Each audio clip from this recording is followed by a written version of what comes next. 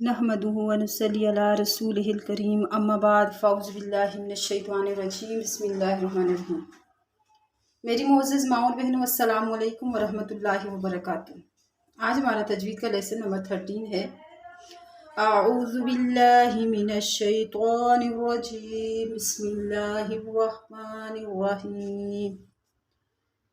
فَإِن لَّمْ تَفْعَلُوا وَلَن تَفْعَلُوا فَاتَّقُوا النَّارَ الَّتِي وَقُودُهَا النَّاسُ وَالْحِجَارَةُ أُعِدَّتْ لِلْكَافِرِينَ وَبَشِّرِ الَّذِينَ آمَنُوا وَعَمِلُوا الصَّالِحَاتِ أَنَّ لَهُمْ جَنَّاتٍ تَجْرِي مِن تَحْتِهَا الْأَنْهَارُ كُلَّمَا رُزِقُوا مِنْهَا مِن ثَمَرَةٍ رِزْقًا قَالُوا هَذَا الَّذِي رُزِقْنَا مِن قَبْلُ وَأُتُوا بِهِ مُتَشَابِهًا وَلَهُمْ فِيهَا أَزْوَاجٌ مُطَهَّرَةٌ وَهُمْ فِيهَا خَالِدُونَ۔ آج ہم نے میم ساکن کے قاعدے بھی پڑھنے ہیں، جو میں پہلے آپ لوگوں کے سامنے لکھ کر آپ لوگوں کو تھوڑا سا اس طرح سمجھانے کی کوشش کروں گی تو اس طرح زیادہ سمجھ آتی ہے۔ یہ میم ساکن کے قاعدے ہیں۔ میم ساکن کے 3 قاعدے ہیں۔ جیسے ہم نے پڑھا تھا نون ساکن اور تنوین کے 4 قاعدے تھے، میم ساکن کے 3 قاعدے: ادغام، اخفاء اور اظہار۔ اب ادغام کس ٹائم ہوتا ہے؟ جب میم ساکن کے بعد میم آئے تو وہاں پر ادغام ہوتا ہے، اور جب میم ساکن کے بعد با آئے تو وہاں پر اخفاء ہوتا ہے۔ تیسرا قاعدہ رہ گیا اظہار۔ جب میم ساکن کے بعد با اور میم کے علاوہ کوئی اور حرف ہو تو وہاں پر اظہار ہوتا ہے۔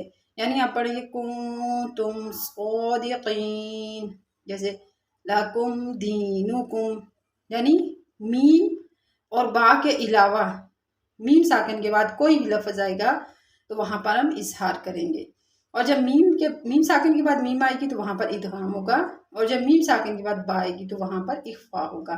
ربہم بہم لکم منہ، ٹھیک ہے؟ تو یہ میم ساکن کے قاعدے ہیں۔ آج کے سبق میں اگر میم ساکن کے قاعدے آئے تو ضرور میں آپ کو بتاؤں گی، اور انشاءاللہ ہم ایک ہفتہ ان کی پریکٹس کرتے رہیں گے۔ فَإِن لَّمْ تَفْعَلُوا وَلَن تَفْعَلُوا، اب دیکھیں فَإِن لَّم میں نون ساکن کے بعد حروف جر ملعون کی 6 حروفوں میں سے لام ہے، ادغام بلا غنہ ہو رہا ہے۔ تفعلوا میں واو مدہ ہے، وَلَن تَفْعَلُوا میں اخفاء مال غنہ ہے۔ فَاتَّقُوا النَّارَ الَّتِي، یا ساکن سے پہلے زیر یا مدہ ہے۔ وَقُودُهَا النَّاسُ وَالْحِجَارَةُ،